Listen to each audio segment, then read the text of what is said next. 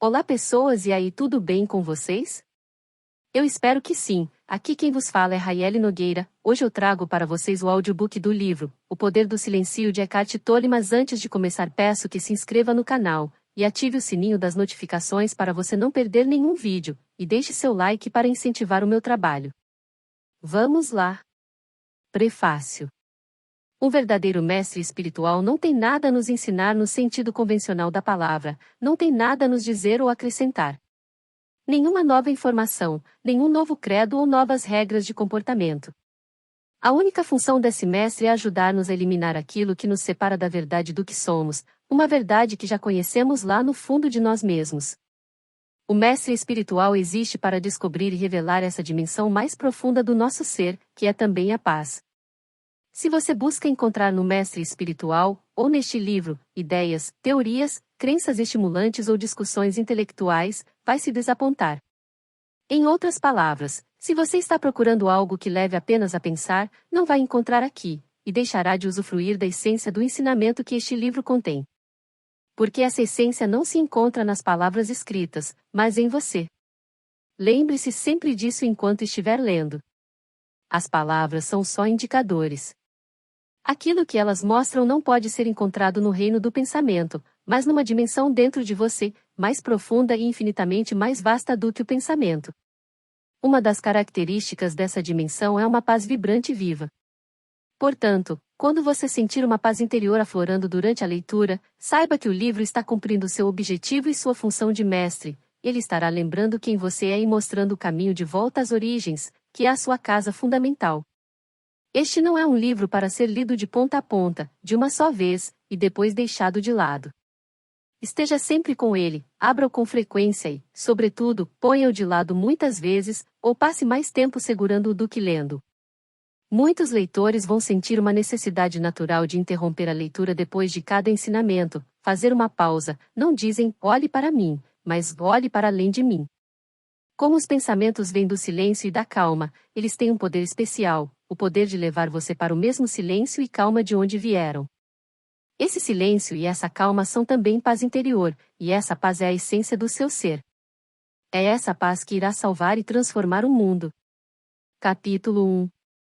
Silêncio e calma. A calma é nossa natureza essencial. O que é a calma? É o espaço interior ou a consciência onde as palavras desta página são assimiladas e se transformam em pensamentos. Sem essa consciência, não haveria percepção, não haveria pensamentos nem mundo. Você é essa consciência em forma de pessoa.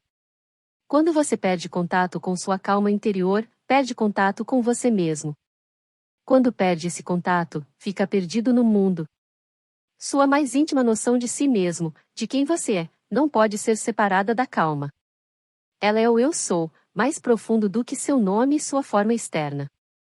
O equivalente ao barulho externo é o barulho interno do pensamento. O equivalente ao silêncio externo é a calma interior. Sempre que houver silêncio à sua volta, ouça-o. Isso significa, apenas perceba-o, preste atenção nele.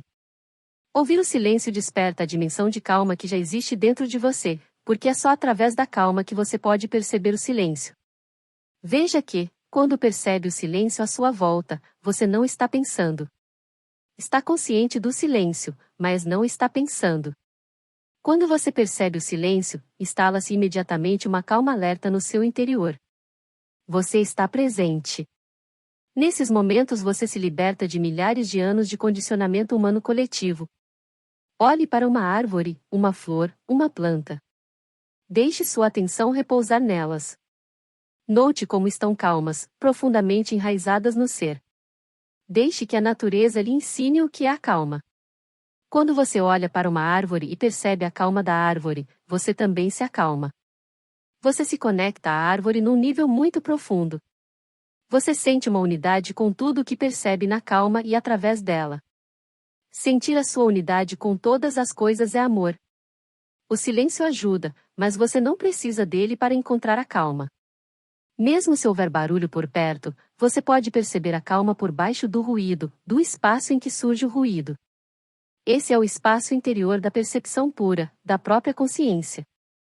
Você pode se dar conta dessa percepção como um pano de fundo para tudo o que seus sentidos apreendem, para todos os seus pensamentos. Dar-se conta da percepção é o início da calma interior. Qualquer barulho perturbador pode ser tão útil quanto o silêncio. De que forma? Abolindo a sua resistência interior ao barulho, deixando ser como é. Essa aceitação também leva você ao reino da paz interior que é a calma. Sempre que aceitar profundamente o momento como ele é, qualquer que seja a sua forma, você experimenta a calma e fica em paz. Preste atenção nos intervalos, o intervalo entre dois pensamentos, o curto e silencioso espaço entre as palavras e frases numa conversa, entre as notas de um piano ou de uma flauta ou o intervalo entre a inspiração e a expiração. Quando você presta atenção nesses intervalos, a percepção de alguma coisa se torna apenas percepção. Dentro de você surge a pura consciência desprovida de qualquer forma. Você deixa então de identificar-se com a forma. A verdadeira inteligência atua silenciosamente. A calma é o lugar onde a criatividade e a solução dos problemas são encontradas. Será que a calma e o silêncio são apenas a ausência de barulho e de conteúdo? Não, a calma e o silêncio são a própria inteligência, a consciência básica da qual provém todas as formas de vida. A forma de vida que você pensa que vem dessa consciência e é sustentada por ela. Essa consciência é a essência das galáxias mais complexas e das folhas mais simples. É a essência de todas as flores, árvores, pássaros e demais formas de vida. A calma é a única coisa no mundo que não tem forma. Na verdade, ela não é uma coisa nem pertence a este mundo. Quando você olha num estado de calma para uma árvore ou uma pessoa, quem está olhando? É algo mais profundo do que você. A consciência está olhando para a sua própria criação. A Bíblia diz que Deus criou o mundo e viu que era bom. É isso que você vê quando olha num estado de calma, sem pensar em nada. Você precisa saber mais coisas do que já sabe? Você acha que o mundo será salvo se tiver mais informações, se os computadores se tornarem mais rápidos ou se forem feitas mais análises intelectuais e científicas? O que a humanidade precisa hoje é de mais sabedoria para viver. Mas o que é a sabedoria e onde pode ser encontrada? A sabedoria vem da capacidade de manter a calma e o silêncio interior. Veja e ouça apenas. Não é preciso nada além disso. Manter a calma, olhando e ouvindo, ativa a inteligência que existe dentro de você. Deixe que a calma interior oriente suas palavras e ações. Capítulo 2. Além da mente pensante. A maioria das pessoas passa a vida toda aprisionada nos limites dos próprios pensamentos. Nunca vai além das estreitas ideias já feitas, do sentido do eu condicionado ao passado. Em você, como em cada ser humano, existe uma dimensão de consciência bem mais profunda do que o pensamento. E a essência de quem você é, podemos chamá-la de presença, de percepção, de consciência livre de condicionamentos.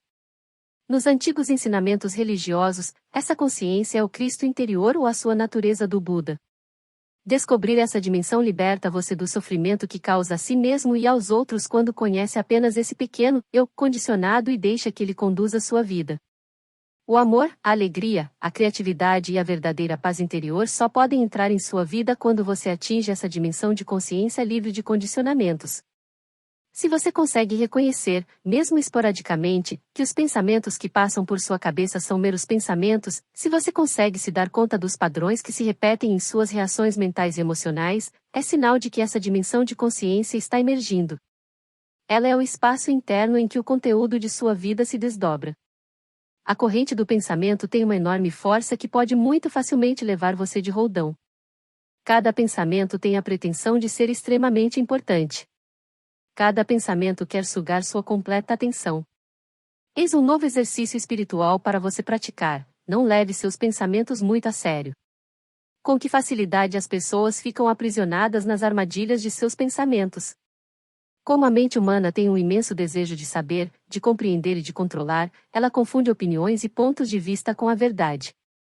A mente afirma: as coisas são exatamente assim. Você precisa ir além dos seus pensamentos para perceber que, ao interpretar a sua vida, ou a vida e o comportamento dos outros, ao julgar qualquer situação, você está expressando apenas um ponto de vista entre muitos possíveis. Suas opiniões e pontos de vista não passam de um punhado de pensamentos. Mas a realidade é outra coisa.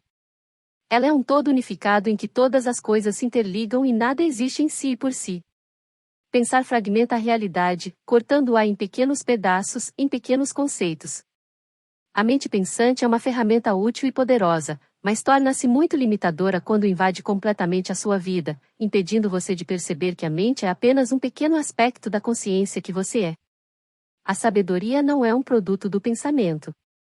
A sabedoria é um profundo conhecimento que vem do simples ato de dar total atenção a alguém ou a alguma coisa. A atenção é a inteligência primordial, a própria consciência. Ela dissolve as barreiras criadas pelo pensamento, levando-nos a reconhecer que nada existe em si e por si. A inteligência une a pessoa que percebe ao objeto percebido, num campo unificado de percepção. E a atenção que cura a separação. Sempre que você mergulha em pensamentos compulsivos está impedindo o que existe. Você não quer estar onde está. Aqui. Agora. Os dogmas, religiosos, políticos, científicos, vêm da crença equivocada de que o pensamento pode encapsular a realidade ou a verdade. Os dogmas são prisões formadas por conceitos coletivos. O que parece estranho é que as pessoas gostam de suas prisões, pois elas lhes dão uma sensação de segurança e uma falsa impressão de que sabem das coisas. Nada causou mais sofrimento à humanidade do que os dogmas. É verdade que, cedo ou tarde, todo dogma é derrubado, porque a realidade acaba mostrando que ele é falso. Mas, a menos que se descubra a ilusão básica das verdades absolutas, logo surge outro dogma para substituir o antigo. Qual é essa ilusão básica? É a identificação com o pensamento. Despertar espiritualmente é despertar do sonho do pensamento. O reino da consciência é muito mais vasto do que aquilo que o pensamento é capaz de abranger. Quando você deixa de acreditar em tudo que pensa, você sai do pensamento e vê claramente que quem está pensando não é quem você é essencialmente.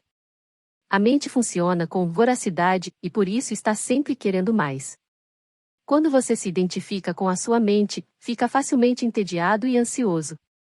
O tédio demonstra que a mente deseja avidamente mais estímulo, mais o que pensar, e que essa fome não está sendo saciada. Quando você fica entediado, pode querer satisfazer a fome da mente lendo uma revista, dando um telefonema, assistindo à TV, navegando na internet, fazendo compras ou, o que é bem comum, transferindo a sensação mental de carência e sua necessidade de quero mais para o corpo e se satisfazendo temporariamente comendo mais. A alternativa é aceitar o tédio e a ansiedade e observar como é sentir-se entediado e ansioso. À medida que você se dá conta dessa sensação, surge de repente um espaço e uma calma em volta dela. Primeiro é um pequeno espaço interno, mas, à medida que esse espaço aumenta, o tédio começa a diminuir de intensidade e de significado. Dessa forma, até o tédio pode ensinar quem você é e quem não é. Você descobre que não é uma pessoa entediada. O tédio é simplesmente um movimento de energia condicionada dentro de você. Da mesma forma, você não é uma pessoa irritada, rancorosa, triste ou medrosa. O tédio, a raiva, a tristeza e o medo não são seus, não fazem parte da sua pessoa. Eles são estados da mente humana. E, por isso, vão e voltam. Nada daquilo que vai e volta é você. Estou entediado. Quem sabe disso? Estou irritado, triste, com medo. Quem sabe disso? Você é a pessoa que sabe disso. Você não é seus sentimentos. Eckhart Tolle, O Poder do Silêncio. Qualquer tipo de preconceito mostra que você está identificado com a mente pensante. Mostra que você não está vendo outro ser humano, está vendo apenas seu conceito sobre aquele ser humano. Reduzir uma pessoa a um conceito já é uma forma de violência. O pensamento que não tem raízes na consciência passa a servir apenas aos interesses daquele que pensa e deixa de ter função. A inteligência desprovida de sabedoria torna-se muito perigosa e destrutiva. E nesse estado que se encontra a maior parte da humanidade. O predomínio do pensamento na ciência e na tecnologia, embora intrinsecamente não seja um fato ruim nem bom, tornou-se algo destrutivo, porque frequentemente esse pensamento não está enraizado na consciência. O próximo passo na evolução humana é transcender o pensamento. Hoje é a nossa tarefa mais premente.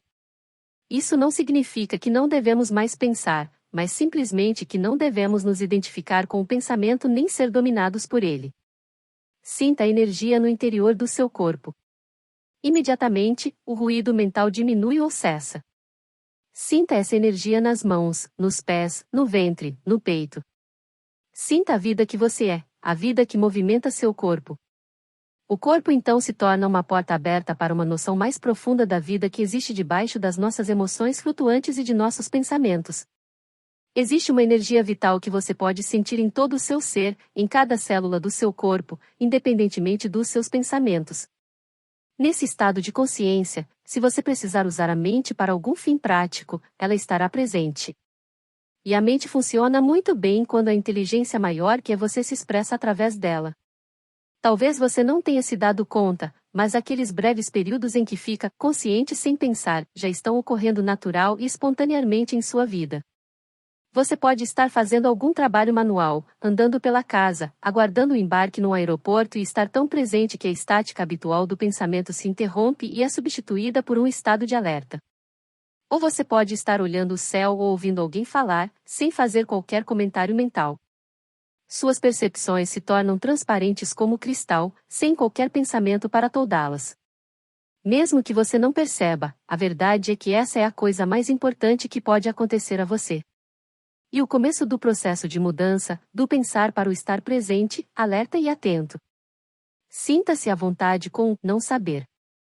Isso leva você para além da mente, pois ela está sempre querendo tirar conclusões e interpretar. A mente teme não saber. Assim, quando consegue ficar à vontade com o não saber, você já foi além da mente. Um conhecimento mais profundo que não é baseado em qualquer conceito vai emergir desse estado. Quando há um domínio completo da criação artística, dos esportes, da dança, do ensino, do aconselhamento, é sinal de que a mente pensante não está mais envolvida ou, no mínimo, está em segundo plano. Nessas áreas predominam uma força e uma inteligência que são maiores do que você e, ao mesmo tempo, fazem parte de você. Não existe mais um processo de decisão. As ações corretas acontecem espontaneamente, e não é você quem as faz. Ter o domínio completo da vida é o contrário de controlá-la.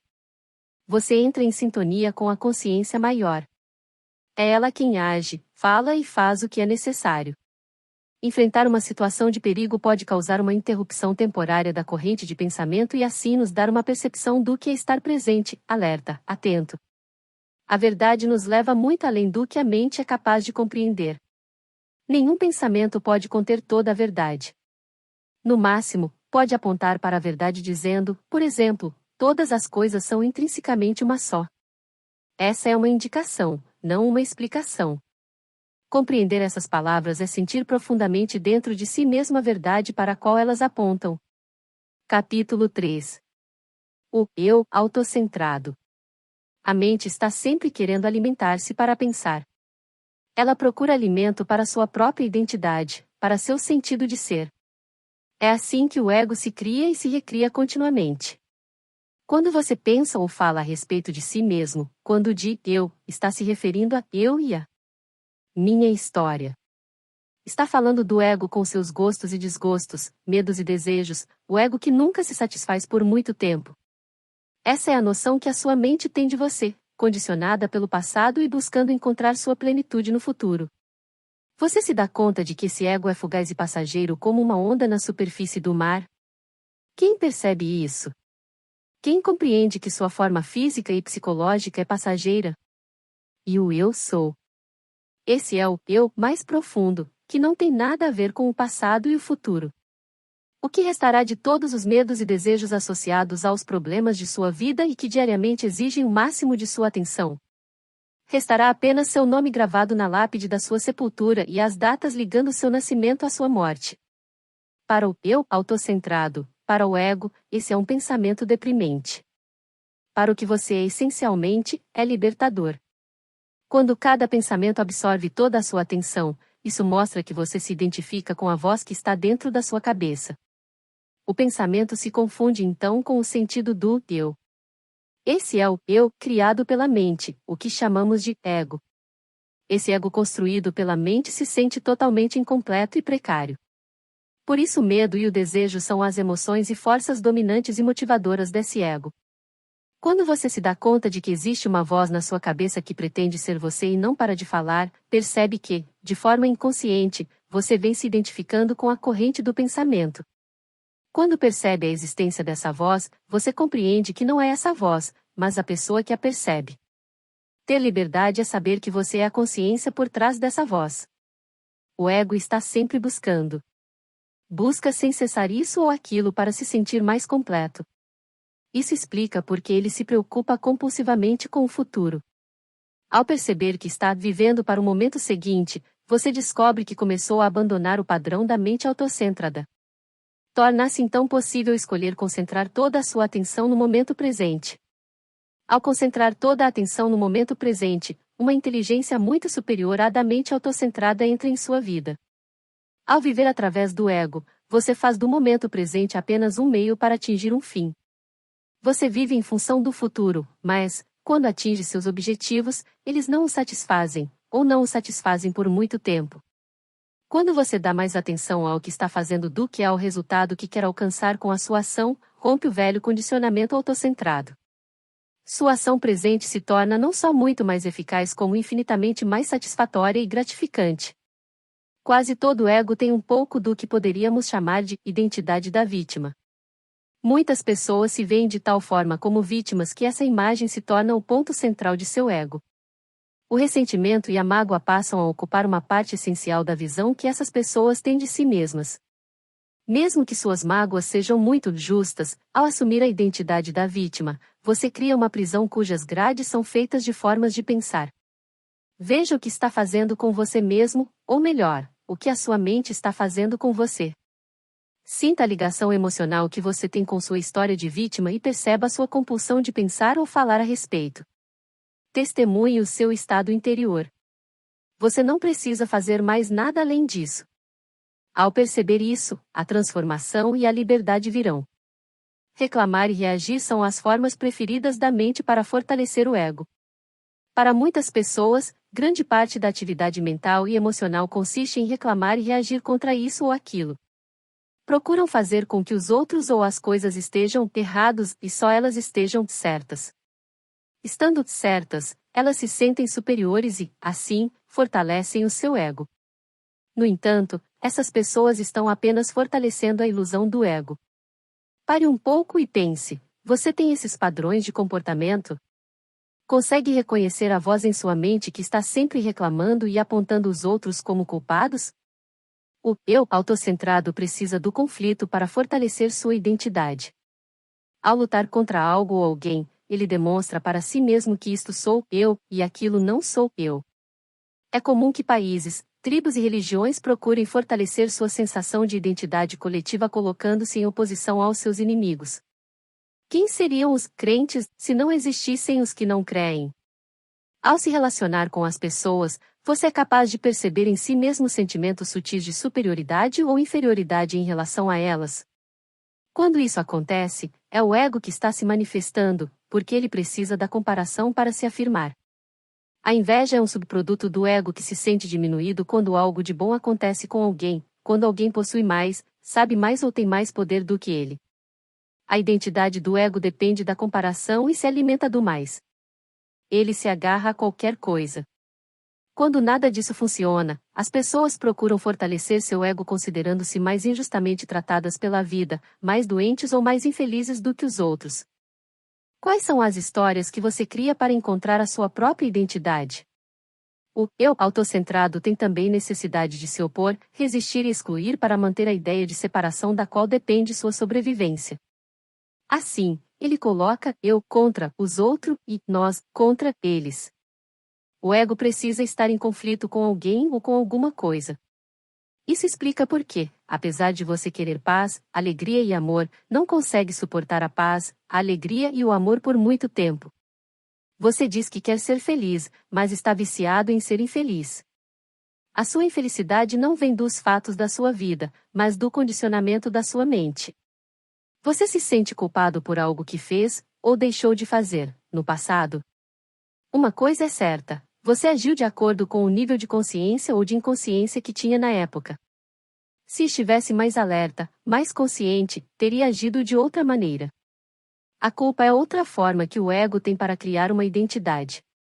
Para o ego não importa que essa identidade seja negativa ou positiva.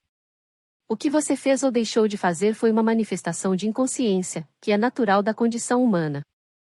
Mas o ego personifica a situação e diz, eu fiz tal coisa, e assim cria uma imagem de si mesmo como ruim, falho e insuficiente. A história mostra que os seres humanos cometeram inúmeros atos violentos, cruéis ou prejudiciais contra os outros e continuam a cometê-los. Será que todos os seres humanos devem ser condenados? Será que são todos culpados? Ou será que esses atos são apenas expressões de inconsciência, um estágio no processo de evolução do qual estamos nos libertando? As palavras de Cristo perdoai-os, Senhor, pois eles não sabem o que fazem, podem ser usadas em relação a você. Se você estabelece objetivos autocentrados na sua busca de libertação e de autovalorização, mesmo que os atinja, eles não irão satisfazê-lo. Estabeleça objetivos, sabendo porém que o mais importante não é atingi-los. Quando alguma coisa inesperada acontece, fica demonstrado que o momento presente, o agora, não é apenas um meio para atingir um fim. Cada momento do processo é importante em si. Busque seu objetivo valorizando cada passo da caminhada. Só assim você não se deixará dominar pela consciência autocentrada. Disse o mestre budista, quando lhe pediram para explicar o sentido mais profundo do budismo: sem o ego, não há problema. Capítulo 4. O agora. À primeira vista, o momento presente é apenas um entre os inúmeros momentos da sua vida. Cada dia parece se constituir de milhares de momentos em que ocorrem os mais diversos fatos. Mas, se você olhar mais profundamente, irá descobrir que existe apenas um momento. A vida não é sempre este momento? Este exato momento, agora, é a única coisa da qual você jamais conseguirá escapar, o único fator constante em sua vida. Aconteça o que acontecer, e por mais que sua vida mude, uma coisa é certa, é sempre agora. Se não é possível fugir do agora, por que não acolhê-lo e tratá-lo bem? Quando você se torna amigo do momento presente, quando estabelece uma boa relação com ele, fica sempre à vontade em qualquer situação. Mas, quando não se sente à vontade no agora, você leva o desconforto para qualquer lugar aonde for. O momento presente é como é, sempre. Você consegue deixar que ele seja como é? A divisão da vida em passado, presente e futuro é uma construção da mente, em última análise ilusória. Passado e futuro são formas de pensamento, abstrações mentais. O passado só pode ser lembrado agora. O que você lembra é um fato que aconteceu no agora e do qual você se lembra agora. O futuro, quando chega, é o agora. Portanto, a única coisa real, a única coisa que sempre existe, é o agora. Concentrar sua atenção no agora não é negar o que é necessário em sua vida. E reconhecer o que é prioritário. Depois, você poderá lidar mais facilmente com o que é secundário. Concentrar-se no agora não é dizer, não vou me preocupar mais com as coisas, pois só existe o agora. Não é isso. Veja o que é prioritário e faça do agora seu amigo, não seu inimigo. Reconheça-o, respeite-o. Quando o agora é a base e o foco principal de sua vida, ela flui com facilidade. Guardar os pratos no armário, criar uma estratégia de trabalho, planejar uma viagem, o que é mais importante, o ato de fazer ou o resultado que você quer atingir com o que está fazendo? Este momento ou algum momento no futuro? Você trata o momento atual como um obstáculo que precisa ser ultrapassado? Você considera mais importante o momento futuro que quer atingir? A maioria das pessoas vive assim. Como o futuro nunca chega, a não ser como o presente, essa forma de viver é inútil. Causa uma constante sensação de desconforto, tensão e insatisfação. Não respeita a vida, que é o agora. Sinta a vida em seu corpo. Isso enraiza você no agora. Enquanto não se responsabilizar por este exato momento, o agora, você não estará assumindo qualquer responsabilidade por sua vida. E por isso que o agora é o único lugar onde a vida pode ser encontrada. Assumir responsabilidade por este momento presente é estar em harmonia com a vida. O agora é como é porque não pode ser de outro jeito. Os budistas sempre souberam e os cientistas hoje confirmam, não existem coisas ou fatos isolados. Por baixo da aparência superficial, todas as coisas estão ligadas, todas fazem parte da totalidade do cosmos que deu origem à forma do momento presente. Quando diz, sim, as coisas tal como são, você entra em harmonia com o poder e a inteligência da própria vida. Só então pode se tornar agente de uma mudança positiva no mundo. Um exercício espiritual simples mas radical consiste em aceitar o que surge no agora, interna e externamente. Quando você passa a dar atenção ao agora, cria-se um estado de alerta. É como se você acordasse de um sonho, o sonho do pensamento, o sonho do passado e do futuro. E tão claro e tão simples. Não sobra lugar para criar problemas. Só esse momento, tal como ele é. Quando concentra sua atenção no agora, você se dá conta de que a vida é sagrada. Existe algo de sagrado em tudo que você percebe quando se concentra no presente. Quanto mais você viver no agora, mais vai sentir a simples e profunda alegria de ser e do caráter sagrado da vida. A maior parte das pessoas confunde o agora com o que acontece no agora. Mas não é isso. O agora é mais profundo do que o que ocorre nele. É o espaço no qual tudo acontece. Portanto, não confunda o conteúdo do momento presente com o agora. O agora é mais profundo do que qualquer conteúdo que exista nele. Quando entra no agora, você sai do conteúdo da sua mente. A incessante corrente do pensamento se desacelera. Os pensamentos não consomem mais toda a sua atenção. Há intervalos entre ele, espaços de silêncio e calma. Você começa a perceber que o seu ser é maior e mais profundo do que seus pensamentos. Os pensamentos, as emoções, as percepções sensoriais e tudo o que você sente formam o conteúdo da sua vida. Você acredita que sua identidade vem do que você chama de minha vida e confunde minha vida com o conteúdo dela. Você sempre ignora o fato mais óbvio. O seu sentido mais profundo de ser não tem nada a ver com o que acontece na sua vida, nada a ver com o conteúdo de sua vida. O sentido de ser, de eu sou, está intimamente ligado ao agora. Ele sempre permanece o mesmo. Na infância e na velhice, na saúde ou na doença, no sucesso ou no fracasso, o eu sou, o espaço do agora, permanece imutável no nível mais profundo. Mas, como ele costuma se confundir com o que acontece em sua vida, você sente o eu sou ou agora muito tênue e indiretamente, através do conteúdo de sua vida. Em outras palavras, sua noção de ser fica obscurecida pelas circunstâncias, por sua corrente de pensamento e pelos inúmeros fatos que ocorrem no mundo à sua volta. O agora fica encoberto pelo tempo. E assim você esquece seu enraizamento no ser, sua natureza divina, e se perde no mundo. A confusão, a raiva, a depressão, a violência e os conflitos surgem quando os seres humanos esquecem quem eles são. No entanto, é tão simples lembrar a verdade e dessa forma voltar às origens. Eu não sou os meus pensamentos, não sou minhas emoções, minhas percepções sensoriais e minhas experiências.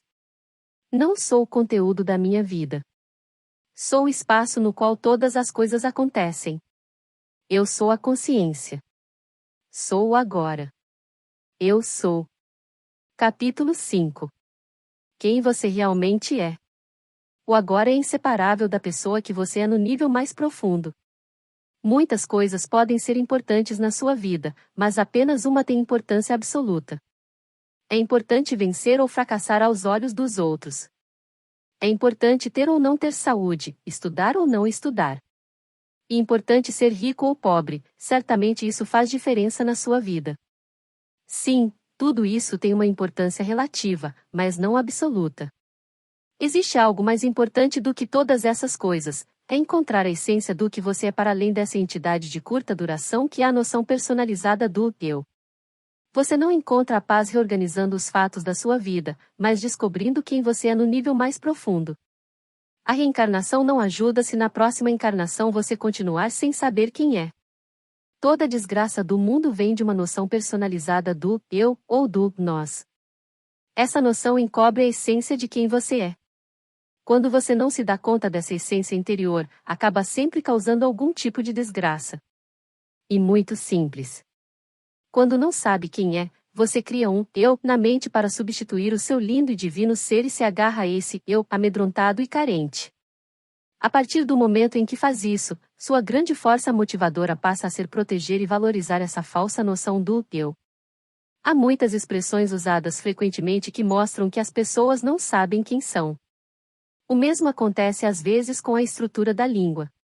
Dizemos, ele perdeu a vida num acidente de carro, ou, a minha vida, como se a vida fosse alguma coisa que se possa possuir ou perder. A verdade é, você não possui uma vida, você é a vida. Você é a vida única, a consciência única que permeia todo o universo e assume temporariamente a forma de pedra, folha, animal, pessoa, estrela ou galáxia. Consegue perceber que, lá no fundo, você já sabe disso? Consegue perceber que você já é isso? Você precisa de tempo para a maioria das coisas na vida. É preciso tempo para aprender uma nova atividade, para construir uma casa, para se especializar em alguma profissão, para preparar um chá. Mas o tempo é inútil para a coisa mais valiosa da vida, a única que realmente importa, a realização pessoal, o que significa saber quem você é essencialmente além da superfície do eu, além do nome, do tipo físico, da sua história. Você não pode encontrar a si mesmo no passado ou no futuro. O único lugar onde você pode se encontrar é no agora. Os que buscam uma dimensão espiritual querem autorrealização ou a iluminação no futuro. Ser uma pessoa que está em busca significa que você precisa do futuro. Se é nisso que você acredita, isso se torna verdade para você. Precisará de tempo até perceber que não precisa de tempo para ser quem você é. Quando olha para uma árvore, você toma consciência da existência da árvore. Quando pensa ou sente alguma coisa, toma consciência do pensamento ou da sensação. Quando passa por uma experiência boa ou ruim, toma consciência dessa experiência. Essas afirmações parecem verdadeiras e óbvias, mas, se você examiná-las atentamente, perceberá que, de uma forma sutil, elas contêm uma ilusão básica que se torna inevitável quando se usa a linguagem. O pensamento e a linguagem criam uma aparente dualidade, como se houvesse uma pessoa e uma consciência separadas. Isso não existe. A verdade é que você não é uma pessoa que toma consciência da árvore, do pensamento, do sentimento ou da experiência. Você é a consciência na qual e através da qual essas coisas existem. Você se percebe como a consciência na qual todo o conteúdo de sua vida se desdobra? Quando você diz, eu quero conhecer a mim mesmo, você é o eu. Você é o conhecimento. Você é a consciência através da qual tudo é conhecido. E que não pode conhecer a si mesmo. Porque você é a própria consciência. Não existe nada a ser conhecido além disso. O eu não pode se transformar num objeto de conhecimento, de consciência. O eu é a própria consciência. Assim, você não pode se tornar um objeto para si mesmo. Quando isso acontece, surge a ilusão do eu autocentrado, porque mentalmente você fez de si mesmo um objeto. Este sou eu, você diz. A partir dessa afirmação, você passa a ter uma relação com você mesmo e a contar para os outros e para si mesmo a sua história.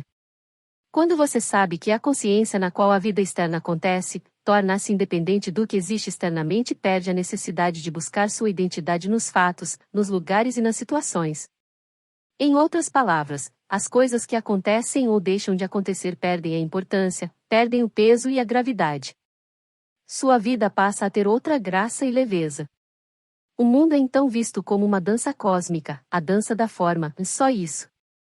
Quando você sabe quem realmente é, tem uma enorme e intensa sensação de paz. Essa sensação poderia ser chamada de alegria, porque alegria é isto, uma paz vibrante e intensa. E a alegria de saber que seu ser é a própria essência da vida, antes de a vida assumir uma forma. E a alegria de ser quem você realmente é. Assim como a água pode assumir a forma sólida, líquida ou gasosa, a consciência pode ser considerada sólida como matéria física, líquida como mente e pensamento, ou sem qualquer forma como consciência pura.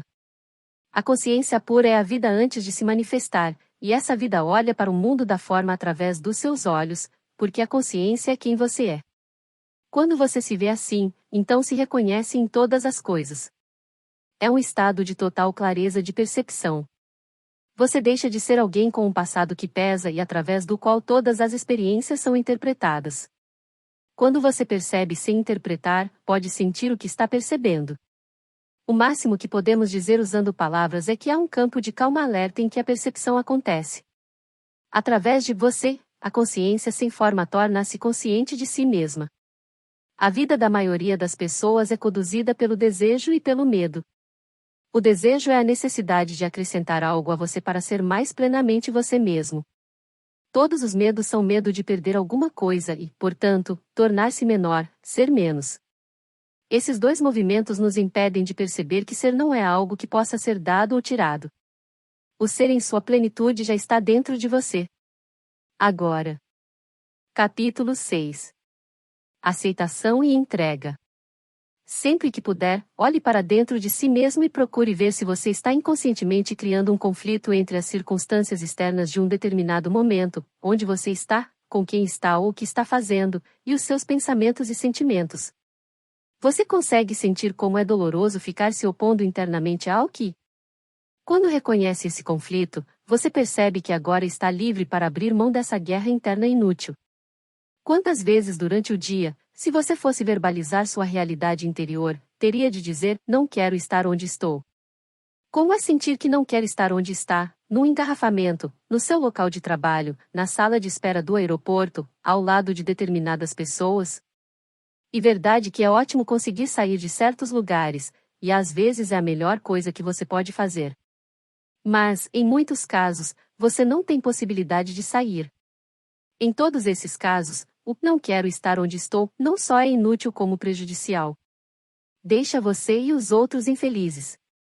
Já foi dito, aonde quer que vá, você se leva. Em outras palavras, você está aqui. Sempre. Será que é tão difícil aceitar isso? Você precisa criar um rótulo para tudo o que sente, para tudo o que percebe e para toda experiência? Precisa ter uma relação de gosto ou não gosto com a vida, mantendo um conflito quase ininterrupto com situações e pessoas? Ou será que é apenas um hábito que pode ser rompido? Não é preciso fazer nada, basta deixar que cada momento seja como é. O não reativo e habitual fortalece o ego, o eu autocentrado. O sim o enfraquece. Seu ego não é capaz de sobreviver à entrega. Tenho tanta coisa para fazer. Muito bem, mas existe qualidade no que você faz? Falar com clientes, trabalhar no computador, realizar as inúmeras tarefas do seu cotidiano, você faz tudo isso com a plenitude do seu ser? Quanta entrega ou recusa existe no que você faz? É essa entrega que determina o seu sucesso na vida, não a quantidade de esforço empreendido. O esforço implica estresse, cansaço e necessidade de alcançar um determinado resultado no futuro. Você consegue perceber qualquer indício interior que revele que você não quer fazer o que está fazendo? Se isso acontece, você está negando a vida, e é impossível chegar a um bom resultado. Se você percebe esse indício, é capaz também de abandonar essa vontade de não fazer e se entregar ao que faz? Fazer uma coisa de cada vez, como o mestre definiu a essência da filosofia Zen, significa dedicar-se plenamente ao que está fazendo. E um ato de entrega, uma ação poderosa. Quando você aceita o que é, atinge um nível mais profundo. Nesse nível, tanto seu estado interior quanto sua noção de eu não dependem mais dos julgamentos feitos pela mente do que é bom ou ruim. Quando você diz sim para as situações da vida e aceita o momento presente como ele é, sente uma profunda paz interior. Superficialmente, você pode continuar feliz quando há sol e menos feliz quando chove, pode ficar contente por ganhar 1 milhão e triste por perder tudo que tem. Mas a felicidade e a infelicidade não passarão dessa superfície. São como marolas à tona do seu ser. A paz que existe dentro de você permanece a mesma, não importa qual seja a situação externa. O sim, para o que mostra que você tem uma dimensão de profundidade que não depende das condições externas nem das internas, com seus pensamentos e emoções sempre flutuantes. A aceitação e a entrega se tornam muito mais fáceis quando você percebe que todas as experiências são fugazes e se dá conta de que o mundo não pode lhe oferecer nada que tenha um valor permanente. Ao aceitar e entregar-se, você continua a conhecer pessoas e a se envolver em experiências e atividades, mas sem os desejos e medos do eu autocentrado. Ou seja, você deixa de exigir que uma situação, uma pessoa, um lugar ou um fato o satisfaçam ou o façam feliz. A natureza passageira e imperfeita de tudo pode ser como é. E o milagre é que, quando você deixa de fazer exigências impossíveis, todas as situações, pessoas, lugares e fatos ficam satisfatórios e muito mais harmoniosos, serenos e pacíficos. Quando você aceita totalmente o momento presente, quando deixa de discutir com o que é, a compulsão de pensar diminui e é substituída por uma calma atenta. Você fica plenamente consciente, mas sua mente não dá qualquer rótulo para esse momento. Quando você deixa de resistir internamente, abre-se para a consciência livre de condicionamentos, que é infinitamente maior do que a mente humana. Essa vasta inteligência pode então se expressar através de você e ajudá-lo tanto por dentro quanto por fora. É por isso que, ao parar de resistir internamente, você costuma achar que as coisas melhoraram. Você acha que estou lhe dizendo, aproveite o momento. Seja feliz? Não. Estou dizendo para você aceitar esse momento tal como ele é. Isso já basta. A entrega consiste em entregar-se a esse momento, e não a uma história através da qual você interpreta esse momento e depois tenta se conformar com ela. Por exemplo, você pode sofrer um acidente e ficar paralítico. A situação real é esta. Será que sua mente vai inventar uma história que diz: minha vida ficou assim, acabei numa cadeira de rodas. A vida foi dura e injusta comigo. Eu não mereço? Ou será que você é capaz de aceitar esse momento tal como é e não confundi-lo com uma história que sua mente inventou a partir da situação real? A aceitação e a entrega existem quando você não se pergunta mais: por que isso foi acontecer comigo? Mesmo nas situações aparentemente mais inaceitáveis e dolorosas existe um profundo bem. Dentro de cada desgraça, de cada crise, está a semente da graça. A história mostra homens e mulheres que, ao enfrentarem uma grande perda, doença, prisão ou ameaça de morte iminente, aceitaram o que era aparentemente inaceitável e, assim, encontraram a paz que vai além de toda a compreensão. Aceitar o inaceitável é a maior fonte de graças que existe. Há situações em que nenhuma resposta ou explicação satisfaz. Nesses momentos a vida parece perder o sentido. Ou alguém em desespero pede sua ajuda e você não sabe o que dizer ou o que fazer. Quando você aceita plenamente que não sabe, desiste de lutar para encontrar a resposta usando o pensamento de sua mente limitada. Ao desistir, você permite que uma inteligência maior atue através de você. Até o pensamento pode se beneficiar com isso, pois a inteligência maior flui para dentro dele e o inspira. Às vezes, entregar-se significa desistir de querer entender e sentir-se bem com o que você não sabe. Você conhece pessoas cuja maior função na vida parece ser cultivar a própria infelicidade, fazer os outros infelizes e espalhar infelicidade? Perdoe essas pessoas, pois elas também fazem parte do despertar da humanidade. O papel delas é intensificar o pesadelo da consciência autocentrada, da recusa à aceitação e à entrega. Não há uma escolha deliberada na atitude delas. Essa atitude não é o que elas são.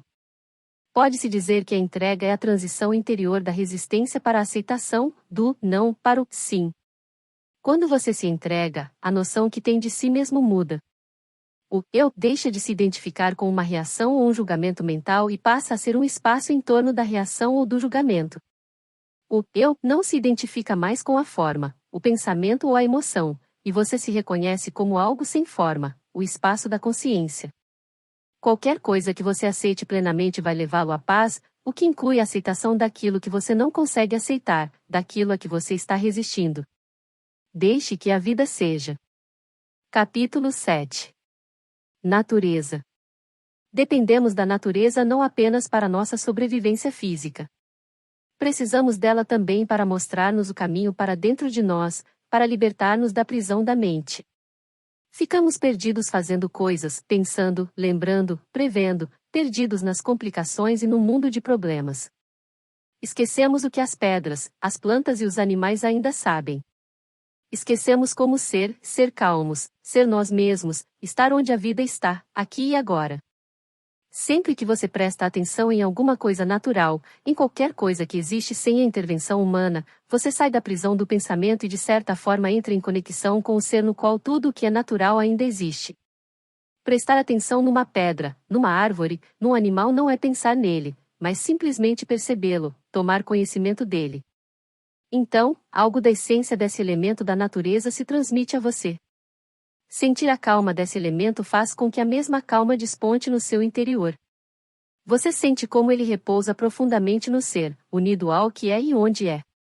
Ao se dar conta disso, você também é transportado para um lugar de repouso no fundo do seu ser.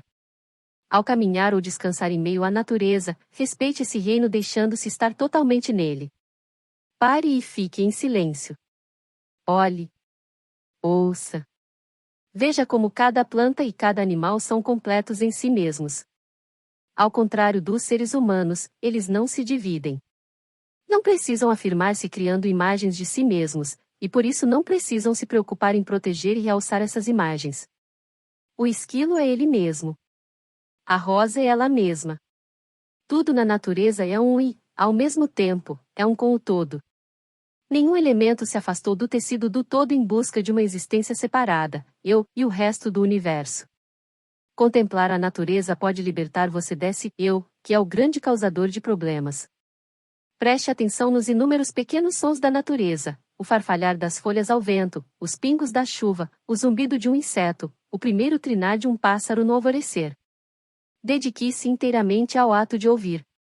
Para além dos sons existe algo maior, um sentido de sagrado que não pode ser entendido através do pensamento. Você não criou seu corpo nem é capaz de controlar as funções dele. Uma inteligência maior do que a mente humana encontra-se em ação. É essa inteligência que mantém tudo na natureza. Você pode se aproximar dessa inteligência percebendo sua própria energia interna, sentindo a presença da vida dentro do seu corpo. A disposição e a alegria de um cãozinho, seu amor incondicional e sua presteza em festejar a vida a qualquer momento costumam contrastar muitas vezes com o estado interior do dono do cão, deprimido, ansioso, cheio de problemas, esmagado por pensamentos, ausente da única hora e do único lugar que existe, o aqui e o agora. A gente até se pergunta, como é que o cãozinho consegue continuar tão alegre e sadio vivendo ao lado dessa pessoa? Quando você percebe a natureza apenas através da mente e do pensamento, não pode sentir a força de vida presente nela. Você só vê sua forma e não se dá conta da vida que existe dentro da forma, o mistério sagrado. O pensamento reduz a natureza a uma mercadoria a ser usada para obter lucro, conhecimento ou qualquer outra vantagem utilitária. A floresta secular fica reduzida a madeira rentável, o pássaro se transforma num projeto de pesquisa, as montanhas são massas de pedra e terra a serem exploradas ou conquistadas. Ao se aproximar da natureza, deixe que haja espaços onde a mente esteja ausente e não existam pensamentos. Ao deixar-se estar dessa forma na natureza, ela vai lhe responder e participar da evolução da consciência humana e planetária. Perceba como uma flor é presente, como ela se entrega à vida. Você já olhou bem atentamente para aquela planta em sua casa? Já permitiu que aquele ser familiar mas misterioso que chamamos de planta lhe ensine seus segredos? Já percebeu a profunda paz que emana dessa planta? Já sentiu como ela está cercada por um campo de calma? No momento em que você percebe a calma e a paz que emanam de uma planta, ela se torna sua mestra.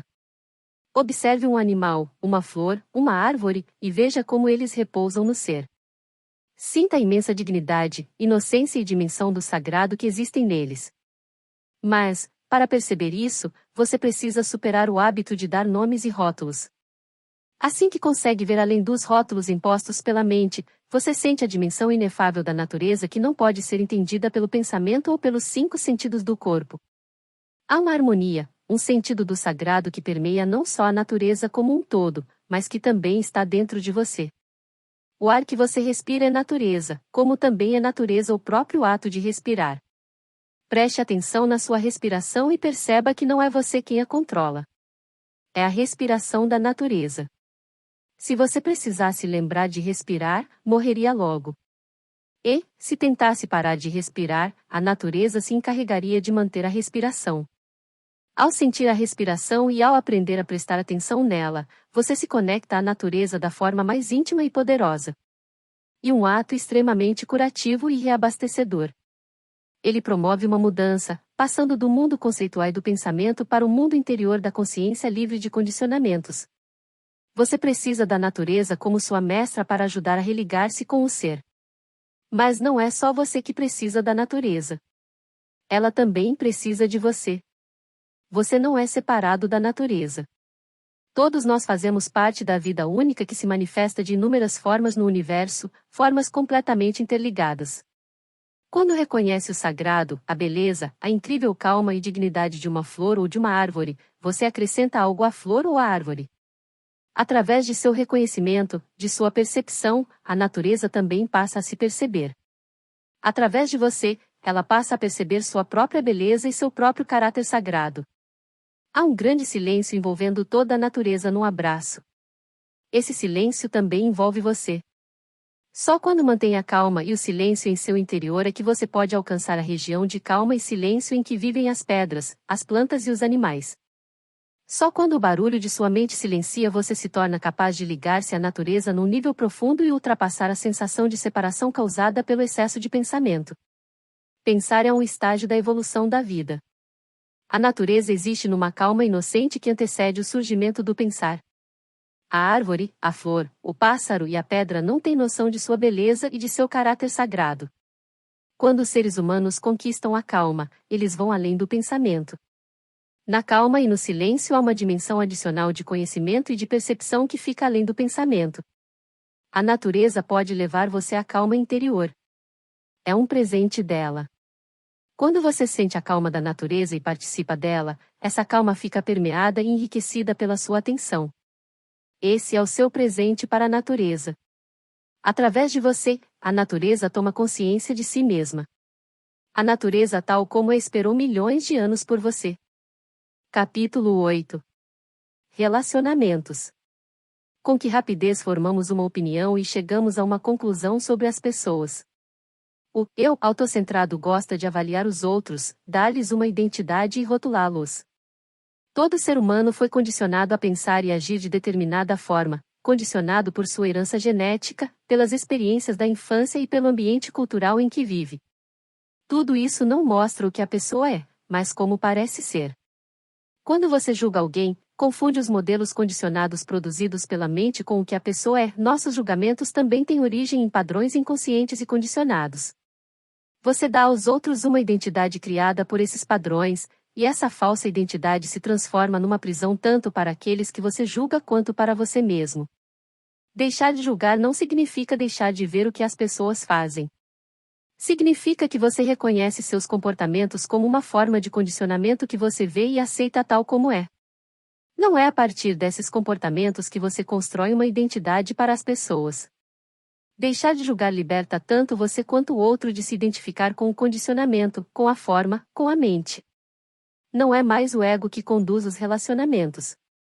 Enquanto o ego dominar sua vida, a maioria de seus pensamentos, emoções e ações virá do desejo e do medo. Isso fará você querer ou temer alguma coisa que possa vir da outra pessoa. O que você quer dos outros pode ser prazer, vantagem material, reconhecimento, elogio, atenção, ou fortalecimento da sua identidade, quando se compara achando que sabe ou tem mais do que os outros. Você teme que ocorra o contrário, que o outro seja, tenha ou saiba mais do que você, e que isso possa de alguma forma diminuir a ideia que você faz de si mesmo. Quando concentra sua atenção no presente, em vez de usar o presente como um meio para atingir um fim, você ultrapassa o ego e a compulsão inconsciente de usar as pessoas como meios para valorizar-se ao se comparar com elas. Quando dá total atenção à pessoa com quem está interagindo, você elimina o passado e o futuro do relacionamento, exceto nas situações que exigem medidas práticas. Ao ficar totalmente presente com qualquer pessoa, você se desapega da identidade que criou para ela. Essa identidade é fruto da sua interpretação de quem a pessoa é e do que fez no passado. Ao agir assim, você se torna capaz de relacionar-se sem os mecanismos autocentrados de desejo e medo. O segredo dos relacionamentos é a atenção, que nada mais é do que calma alerta. Como é maravilhoso poder ultrapassar o querer e o medo nos seus relacionamentos. O amor não quer nem teme nada. Se o passado de uma pessoa fosse o seu passado, se a dor dessa pessoa fosse a sua dor, se o nível de consciência dela fosse o seu, você pensaria e agiria exatamente como ela. Ao compreender isso, fica mais fácil perdoar, desenvolver a compaixão e alcançar a paz.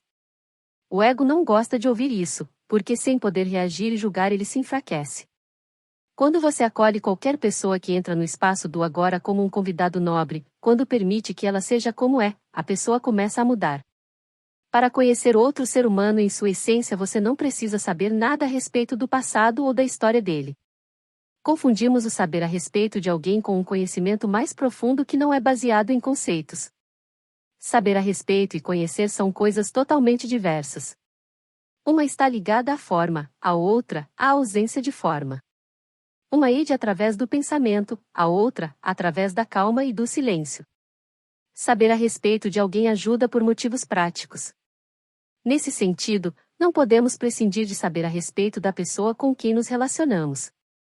Mas, quando essa é a única característica de uma relação, ela fica muito limitadora e até destrutiva. Os pensamentos e conceitos criam uma barreira artificial, uma separação entre as pessoas. Suas interações não ficam presas ao ser, mas à mente.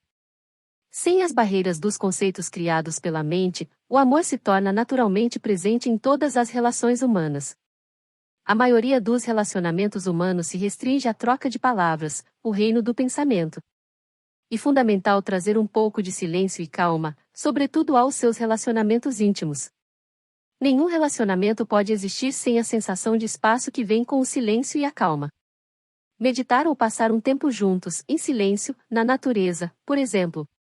Se as duas pessoas forem caminhar, ou mesmo se ficarem sentadas uma ao lado da outra no carro ou em casa, elas irão se sentir bem por estarem juntas, em silêncio e na calma. Nem o silêncio nem a calma precisam ser criados.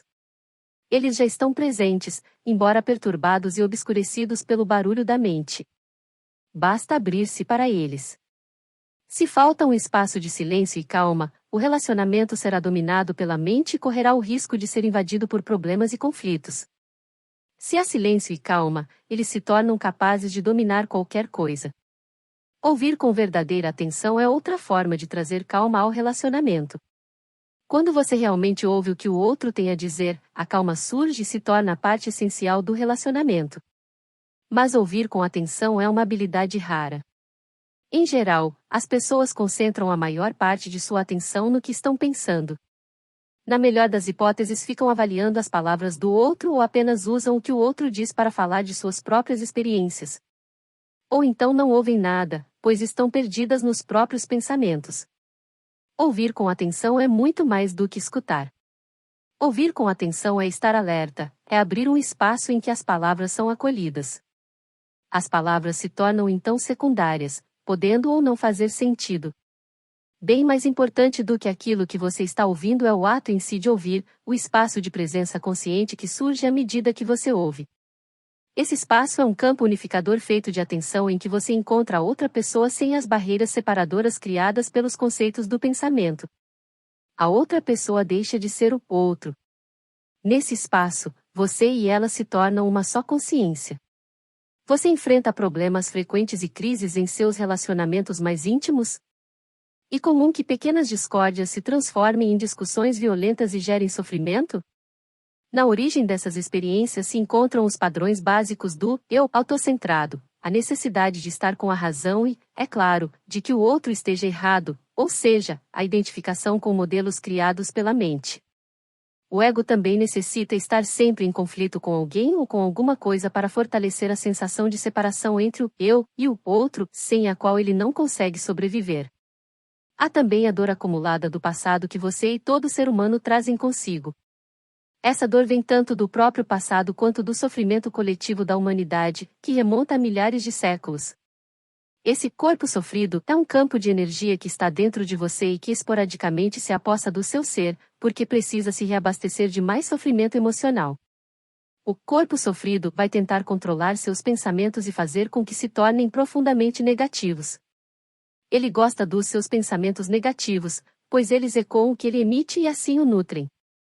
O corpo sofrido vai também provocar reações emocionais negativas nas pessoas mais próximas a você, principalmente no seu companheiro ou na sua companheira, para se nutrir das crises que surgirão e do sofrimento que elas trazem.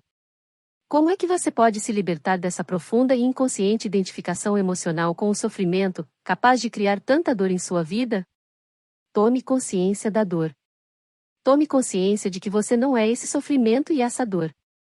Reconheça o que eles são, uma dor do passado. Tome conhecimento da dor em você ou em seu parceiro. Quando conseguir romper sua identificação inconsciente com essa dor do passado, quando souber que você não é a dor, quando conseguir observá-la dentro de si mesmo, deixará de alimentá-la e aos poucos ela irá se enfraquecendo. O relacionamento humano pode ser um inferno. ou pode ser um grande exercício espiritual. Quando você observa uma pessoa e sente muito amor por ela, ou quando contempla a beleza da natureza e algo dentro de você reage profundamente, feche os olhos um instante e sinta a essência desse amor ou dessa beleza no seu interior, inseparável do que você é, da sua verdadeira natureza. A forma externa é um reflexo temporário do que você é por dentro, na sua essência. Por isso o amor e a beleza nunca nos abandonam, embora todas as formas externas um dia acabem. Como é sua relação com o mundo dos objetos, com as inúmeras coisas que o cercam e que você usa diariamente? A cadeira onde você senta, o carro que dirige, a xícara onde toma seu café. Como é que você os vê e sente? Eles são apenas um meio para atingir alguma coisa, ou, de vez em quando, você reconhece a existência deles, o ser deles, e lhes dá atenção, mesmo que por pouco tempo? Quando você se apega aos objetos, quando você os usa para valorizar-se ante os outros e aos seus próprios olhos, a preocupação com os objetos pode dominar toda a sua vida. Quando se identifica com as coisas, você não as aprecia pelo que são, pois está se vendo nelas. Quando você aprecia um objeto pelo que ele é, quando toma conhecimento da existência dele sem fazer qualquer projeção mental, você se sente grato por ele existir. Pode também sentir que ele não é um objeto inanimado, apesar de parecer assim para nossos 5 sentidos. Os cientistas comprovam que, a nível molecular, cada objeto é um campo de energia pulsante. Se você desenvolve uma apreciação pelo reino das coisas desprendida do ego, o mundo à sua volta adquire vida de uma forma que você não é capaz sequer de imaginar com a mente. Quando encontra alguém, por mais rápido que seja o encontro, você dá toda a sua atenção ao ser dessa pessoa e, assim, a reconhece. Ou você reduz a pessoa a um meio para atingir um fim, uma mera obrigação ou uma função? Que tipo de tratamento você dá à caixa do supermercado, ao manobrista do estacionamento, ao sapateiro, ao balconista, ao gari que limpa a sua rua? Basta um instante de atenção. Quando você os olha ou escuta o que eles dizem, estabelece-se uma calma silenciosa que dura 2 segundos, talvez um pouco mais. Esse tempo é suficiente para que surja algo mais real do que os papéis que geralmente exercemos e com os quais nos identificamos.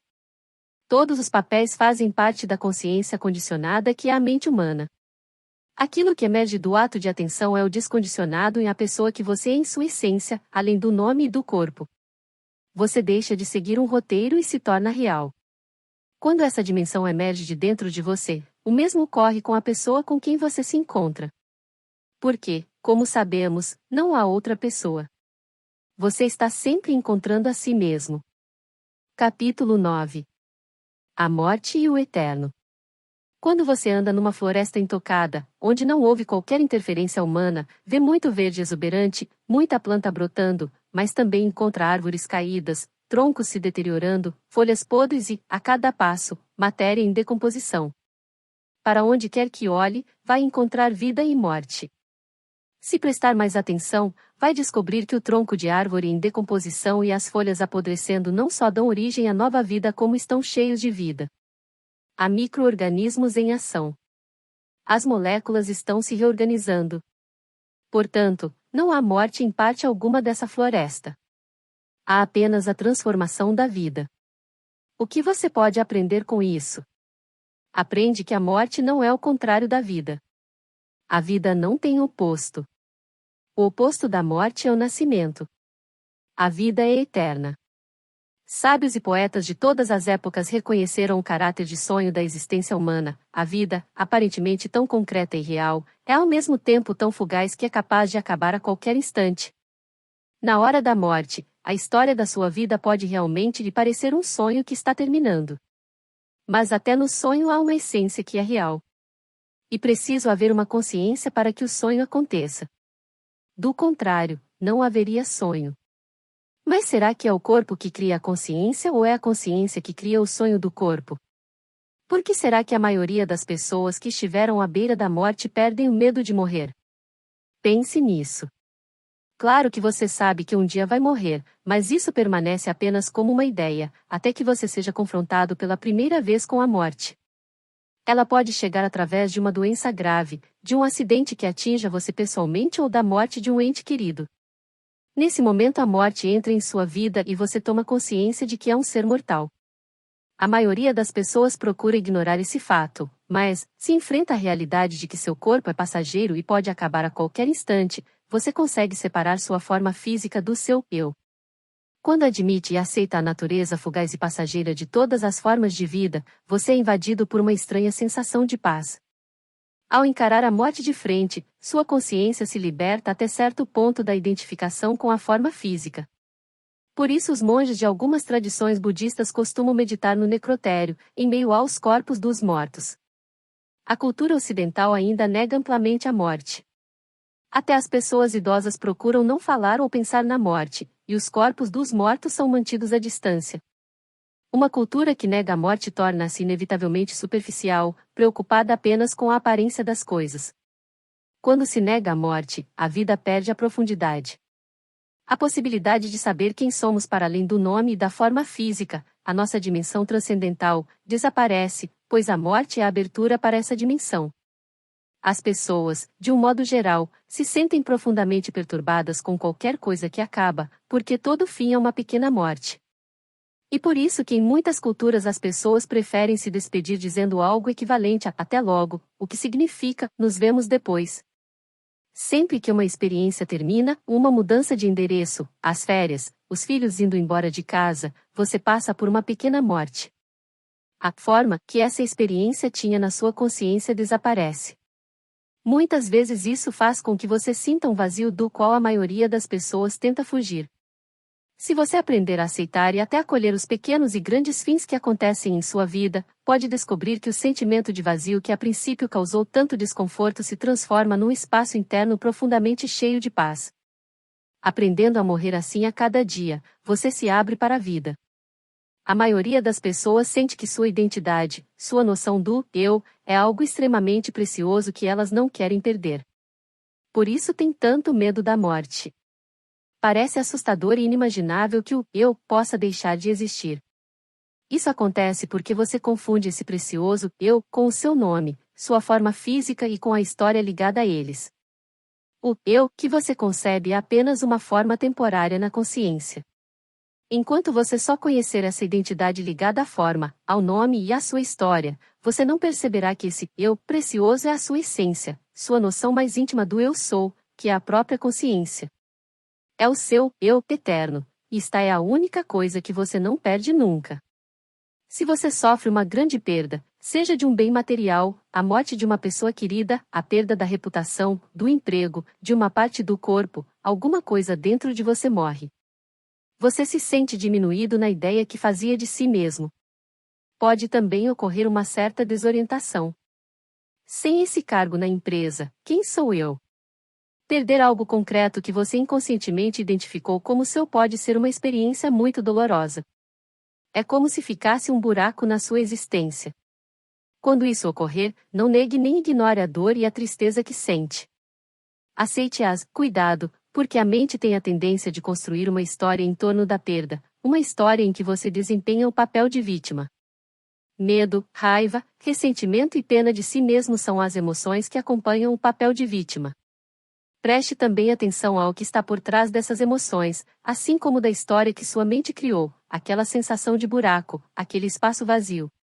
Você é capaz de suportar e aceitar essa estranha sensação de vazio? Se for capaz de encarar o vazio de frente, talvez descubra que ele deixa de ser assustador. E pode se surpreender ao descobrir que há paz emanando de lá. Sempre que alguém morre, sempre que uma forma de vida se extingue, Deus, aquele que não tem forma nem se manifesta, brilha no espaço deixado pela forma que acabou. E por isso que a morte é o que a vida tem de mais sagrado. É por isso também que a paz de Deus pode chegar a você através da contemplação e da aceitação da morte. Como são curtas as experiências humanas, como a vida é rápida. Existe alguma coisa que não nasça e morra, alguma coisa que seja eterna? Aos 20 anos de idade, você sente seu corpo forte e vigoroso, 60 anos depois, sente o corpo mais fraco e envelhecido. Sua forma de pensar certamente não é a mesma de quando tinha 20 anos. No entanto, a percepção de que seu corpo está jovem ou velho ou de que sua forma de pensar mudou é a mesma. Essa percepção é o que há de eterno em você, é a própria consciência. É a vida única que assume muitas formas. Você pode perder essa vida? Não, porque você é ela. Há pessoas que pouco antes de morrer sentem uma enorme paz e ficam quase luminosas, como se algo brilhasse no corpo que está se extinguindo. Às vezes, pessoas muito doentes ou muito idosas ficam, por assim dizer, quase transparentes nas últimas semanas, meses ou até anos de suas vidas. Quando nos olham, é possível ver uma luz brilhando através de seus olhos. Não há mais sofrimento psicológico. Elas se entregaram, e assim o eu autocentrado se dissolveu. Morreram antes de morrer, e encontraram uma profunda paz interior pela compreensão de que dentro delas existe algo imortal. Cada acidente ou desastre tem uma dimensão potencialmente redentora que nós geralmente não somos capazes de perceber. O enorme choque que causa a iminência de uma morte totalmente inesperada pode forçar sua consciência a perder completamente a identificação com a forma física. Nos poucos momentos que antecedem a morte física, e à medida que está morrendo, você tem uma experiência de si mesmo como uma consciência livre da forma. De repente, não há mais medo, apenas paz e a impressão de que está tudo certo e que a morte é apenas uma forma se dissolvendo. A morte é então sentida como ilusória, tão ilusória quanto a forma física que você identificava como sendo você. A morte não é uma anomalia nem a coisa mais terrível que pode acontecer, como a cultura moderna nos quer fazer acreditar. A morte é a coisa mais natural do mundo, tão natural quanto o seu outro extremo, o nascimento, e tão inseparável da vida quanto ele. Lembre-se disso quando estiver ao lado de uma pessoa à beira da morte. É um grande privilégio e um ato sagrado estar presente à morte de uma pessoa, testemunhando e acompanhando. Quando você acompanhar uma pessoa que está morrendo, não negue qualquer aspecto dessa experiência. Não negue o que está acontecendo nem o que está sentindo. Reconhecer que você não pode fazer nada talvez lhe dê uma sensação de desamparo, tristeza ou raiva. Aceite o que sente. Depois, siga em frente, aceite que não há nada que você possa fazer, aceite isso completamente. Não é você quem controla.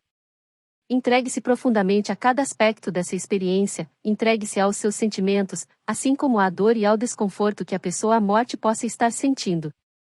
Sua entrega e a calma que isso traz vão ajudar muito essa pessoa e facilitar sua transição.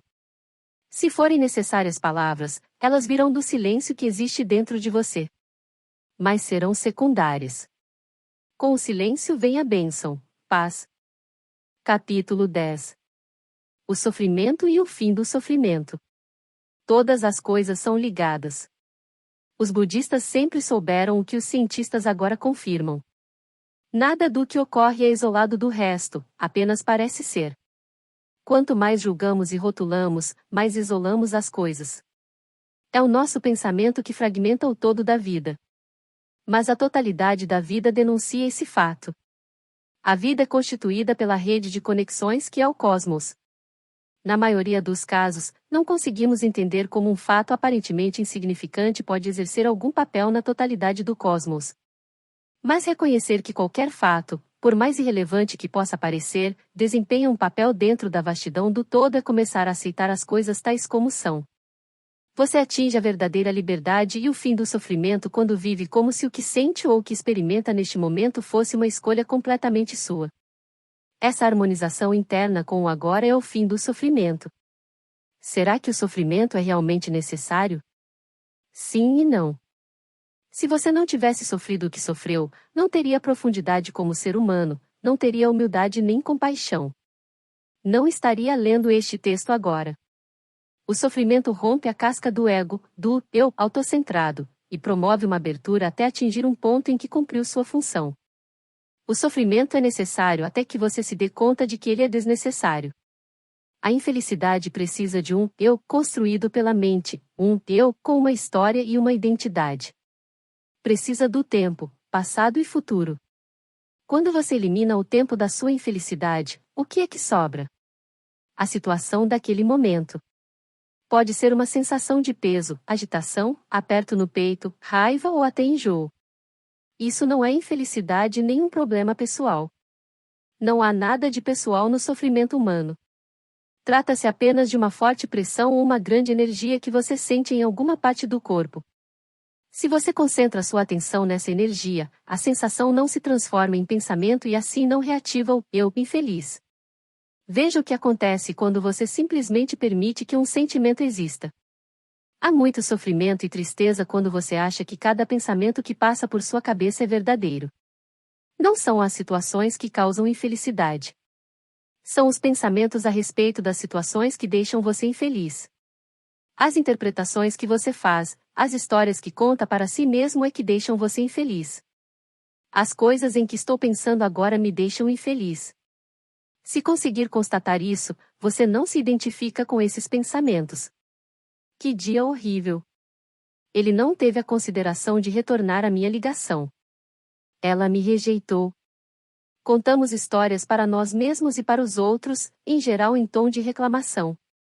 Inconscientemente, elas servem para reforçar a noção de que nós estamos certos e alguém ou alguma coisa está errado. Achar que estamos certos e os outros errados nos coloca numa posição ilusória de superioridade, e com isso fortalecemos nossa falsa noção do eu. Criamos assim uma espécie de inimigo, porque o eu precisa de inimigos para definir seus limites e sua identidade. Julgar alguém ou algum fato é criar sofrimento para si mesmo. Somos capazes de criar todos os tipos de sofrimento para nós mesmos, mas não percebemos isso porque de certa forma esses sofrimentos satisfazem o ego. O eu autocentrado se sente mais confortável no conflito. Como a vida seria simples sem essas histórias que o pensamento cria. Não fui bem recebida.